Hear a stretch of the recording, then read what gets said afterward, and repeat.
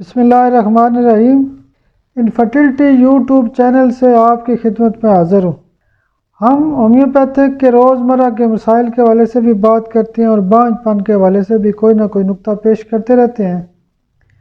آج کا نقطہ یہ ہے کہ ایکوزیٹم جو دوائی ہوتی ہے وہ بیڈ ویٹنگ کے حوالے سے بہت مشہور ہے، بلکہ بہت زیادہ کام بھی کرتی ہے۔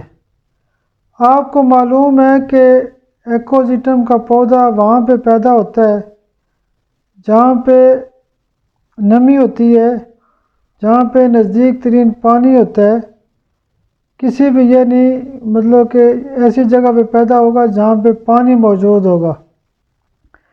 تو آپ اسی تھیم کو اگر سمجھیں تو جو بچے ہوتے ہیں بیڈ ویٹنگ کرتے ہیں، یعنی بستر پر پیشاب کرتے ہیں، یعنی گیلا کر دیتے ہیں، تو جس طرح یہ پودا گیلی سطح زمین پر پیدا ہوتا ہے، اسی طرح کر کے اس کا رزلٹ بھی وہاں دیکھا جاتا ہے جہاں پہ بچے بستر گیلا کرتے ہیں۔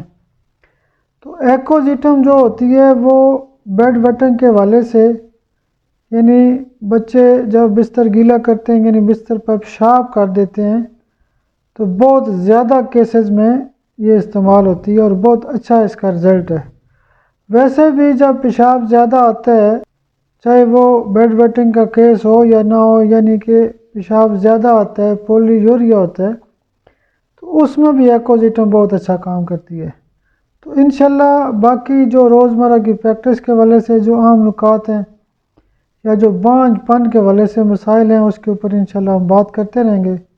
بہت شکریہ، بہت شکریہ، بہت شکریہ۔